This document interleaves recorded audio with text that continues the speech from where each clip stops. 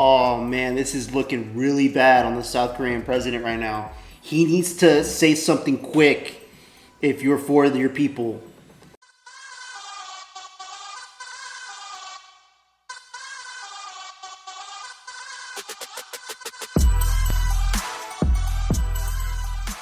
Incredible moment. Another open to the cameras moment in the Oval Office, meeting with the South African president, President Trump there. A very open conversation. At one point, the president's staff playing out a video showing these claims of genocide in South Africa, which its leader has refuted. An amazing moment, Trace, and welcome everybody. I'm Sandra Smith in New York, to watch this in real time. Not only did they play out the video, Peter, but also talking about the G20, President Trump saying he feels it's important to them for South Africa to look good at the G20. He at one point held up copies of articles about South Africans saying these are deaths. What is the reaction so far there? President Trump called for the lights to be dimmed so that he could show this multimedia presentation to basically call the visiting South African president's bluff. The South African president came here to say there is no genocide happening in South Africa. President Trump basically said, okay, well, then what's all of this? And he showed political leaders and opposition leaders in South Africa saying some very heinous and violent things for several minutes. And he just made the South African president and the rest of the South African delegation sit there in the half-dark room and watch it. And afterwards, President Trump did want to talk a little bit about trade, and his visiting famous golfer friends from South Africa got to speak as well. He said he has not made up his mind, despite the presentation that he had the staff cut and put forward. He has not made up his mind yet about whether or not there's genocide happening. That is something the South African team strenuously denies. And it's worth pointing out that is definitely the most awkward Oval Office meeting since Zelensky was here. It ended a little bit better because I can see the vehicle. It is not leaving. The South African delegation is not leaving early. They will be sticking around for lunch. But really, when you watch that, it seems like the Trump foreign policy doctrine is a lot like the old slogan for the MTV show The Real World, where people stop being polite and start getting real. Okay, so we're going to have to check out this video of the conversation between Trump and the South African president. Let's see what was discussed, because this is very interesting to hear. Now it's starting to raise the question on, we need to start looking at other parts of the world and seeing who needs help out there that we can actually do some good for on this planet. Because I know right now, and I've said in other videos, that Trump coming in as the president, his sole mission was to get the American citizens back on track with our livelihood and security of our borders and all that good stuff I've already mentioned too many times. But now, with South African president and other countries that are willing to sit down at the table and speak with our president and try to negotiate and to come to a better understanding of trading in the world and help benefit both countries, rather than everybody sucking all the money and hard work that American citizens do. All right, let's check out this video real quick. Was that a question or a statement? This guy, you never changed. Mr. President, this time, what would it take for you to be convinced that there's no white genocide in South Africa? Well, I can answer that for President. It's for him. No, seriously. I'd rather have him answer. Yeah, I'd rather answer that. It will be. Our president will respond to you. Yeah, Thank you, Mr. President. It will take President Trump listening to the voices of South Africans, some of whom are his good friends, like those who are here. When we have talks between us on the quiet table, it will take President Trump to listen to them. I'm not going to be repeating what I've been saying. I would say if there was Afrikaner farmer genocide, I can bet you these three gentlemen would not be here, including my Minister of Agriculture. He would not be with me. So it'll take him, President Trump, listening to their stories, to their perspective. That is the answer to your question. Mr. President, this side, what will it take from you for you to be convinced that there's no white genocide in South Africa? Well, I can answer that for the President. It's for him. I'd rather have him answer. Sure, I'd rather answer. It will be. Our President will respond to you. Yeah, let me, Thank you, Mr. President. it will take President Trump listening to the voices of South Africans, some of whom are his good friends, like those who are here. When we have talks between us on around a quiet table, it will take President Trump to listen to them. I'm not going to be repeating what I've been saying. I would say if there was Afrikaner farmer genocide, I can bet you these three gentlemen would not be here, including my Minister of Agriculture. He would not be with me. So it will take him, President Trump, listening to their stories, to their perspective. That is the answer to your question. But, Mr. President, I must say that we have, wait. We have thousands of stories talking about it. Sure. And we have documentaries, we have news stories. And that. Is Natalie here, somebody here to turn that? I could show you a couple of things. And it has to be responded to. Yeah, sure. Let me see the articles, please, if you would. And turn the lights down. Turn the lights down, and just put this on. It's right behind you, Johan. Nothing this parliament can do. You know, and Elon's from South Africa, so I mean, he was born there. I'm pretty sure he still knows what's going on in that country. Maybe he, gave Trump a nudge about South Africa. Who knows? I mean, his facial expressions were more like, I almost was trying to look for the BS face where like he's like, oh, this president's talking some BS, trying to defend these accusations of genocide. But, Mr. President, I must say that we have we have thousands of stories talking about it. Sure. And we have documentaries, we have news stories, and that. Is Natalie here, somebody here to turn that? I could show you a couple of things, and it has to be responded to. Yeah, sure. Let me see the articles, please, if you would, and turn the lights down. Turn the lights down, and just put this on. It's right behind you, Johan. There's nothing this parliament can do, with or without you. People are going to occupy land. We require no permission from you, from the president, from no one. We don't care. We can do whatever you want to do. Who are you to tell us whether we can occupy land or not? We are going to occupy land. South African occupy land. That's who we are. We don't ever want to do. We can withdraw my membership from this useless parliament. Yes, honorable member. Must never be scared to kill. A revolution demands that at some point there must be killing, because the killing is part of a revolutionary act. Shoot to kill the mother, kill the poor, the farmer. It almost sounds like there's a group of people that are starting a revolution over there against their president here. A couple things. Trump's hair doesn't look gold anymore. It looks white, by the way. I just noticed that. I don't know if it's the Oval Office or the lighting in there.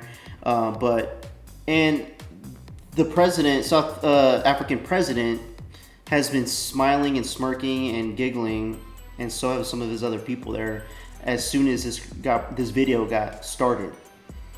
That raises the question, like, what's so funny about this? Because these are stories that are coming out to the public, to the world. If this is actually what's going on, you're not leading your country in a good direction, and we need to have some serious talk. The poor, the farmer,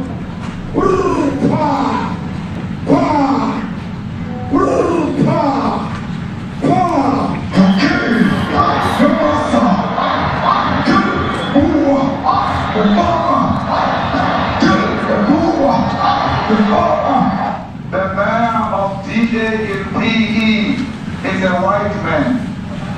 So these people, when you want to hit them hard, go after a white man. They feel a terrible pain because you have touched a white man. Not because Mashaba and Suri will not be touched. They will be touched, no one. But we are starting with this whiteness. We are cutting the throat of whiteness. Shoot, kill, Yamasa, kill the brewer, the farmer, kill the brewer, the farmer. Brr, pa, pa, brr, pa. Shoot to kill, Yamasa, kill the brewer, the farmer, kill the brewer, the farmer. Brr, pa, pa, brr, pa, pa. And see, this is what the United States is fighting right now, with so many of these college kids, you know, protesting, preventing other students from getting their education. A lot of them speaking and preaching at these protests and rallies, whatever, saying death to America and just degrading this country. You know, Trump happens to be a white man.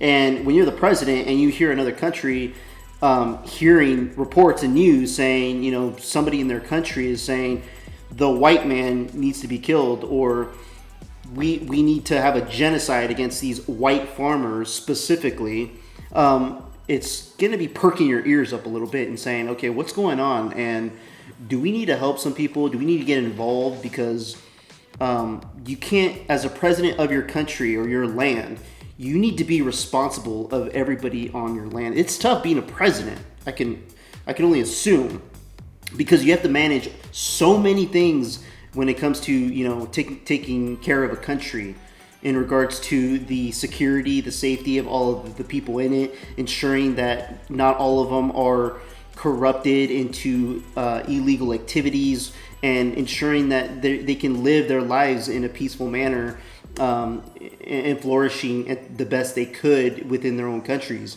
I think it was a bold move and smart move for Trump to say, hey, let's play this video real quick and let's see these articles real quick. And because I'd really like to hear what you have to say about this. Is this true? Is this not true? Are you going to deny it? You're going to sit here and lie to my face? This is your moment. And let's see what's going to happen with this. This is crazy.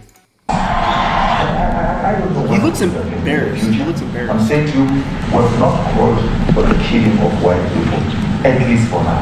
I can't guarantee the future. Yeah, but I mean, you'd understand somebody watching that, especially as it gets shared on Twitter. They freak out. It sounds like a genocide over I can't take it.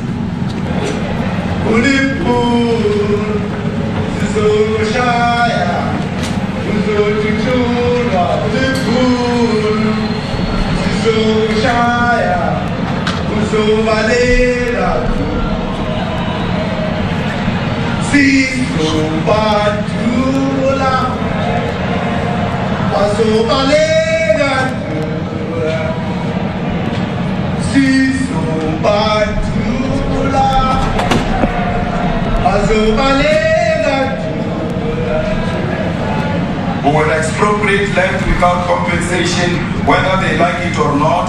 If they object, they can seek refugee in America. Now this is very bad. If they like it or not, they can get refugee in America. I heard that part. See, that is not something I like these countries to be doing. If they're going to be radicalized in doing certain things and start excluding or basically threatening their people and saying, well, if they don't like it this way, they can go seek refugees in America. Like, no. Like, we need to have these world leaders speak to each other and say, hey, no, you guys got to make it in a way where everybody is together. You guys aren't pushing people away to other countries. Like, people should be willing to do that on their own if they want to, not making your people be afraid of their leaders. That's crazy. Let's hear what Trump has to say about this. And these are burial sites right here. Burial sites, over 1,000. of white farmers, and those cars are lined up to pay love on a Sunday morning. Each one of those white things you see is a cross, and there's approximately 1,000 of them. They're all white farmers, the family of white farmers. And those cars aren't driving, they're stopped there to pay respects to their family member who was killed. And it's a terrible sight. I've never seen anything like it. Both sides of the road you have crosses.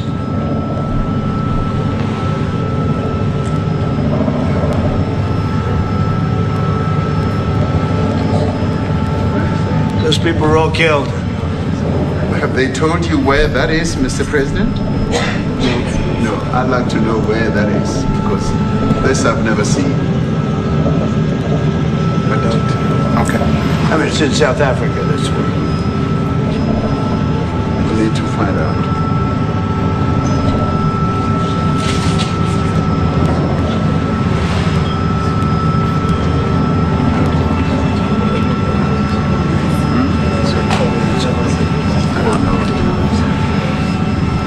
Oh man, this is looking really bad on the South Korean president right now.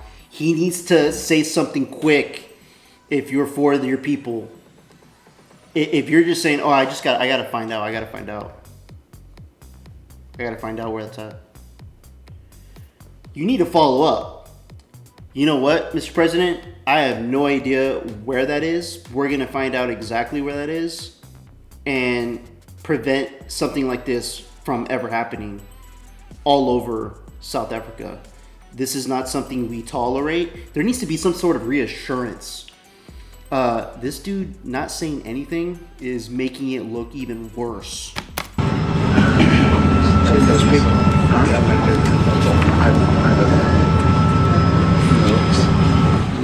Okay. Mr. President, the Pentagon announced that it would be accepting a Qatari jet to be used as Air Force One. What are you talking about? What are you talking about? You know, you got to get out of here. What does this have to do with the Qatari jet? They're giving the United States Air Force a jet, okay? And it's a great thing.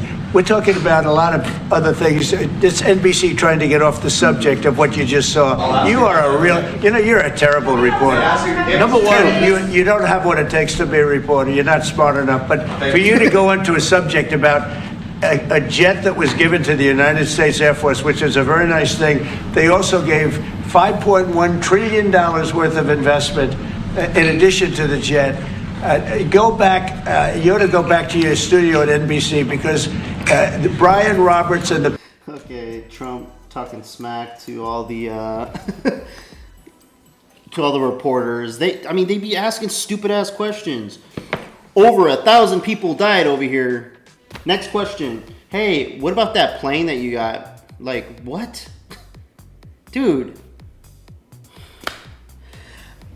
I have a lot of good questions, and I would love to be invited to the press briefing room to ask some questions to Caroline Leavitt and really tackle some hard questions that the American people need. Deadlines. I'm going to be requesting deadlines in my question.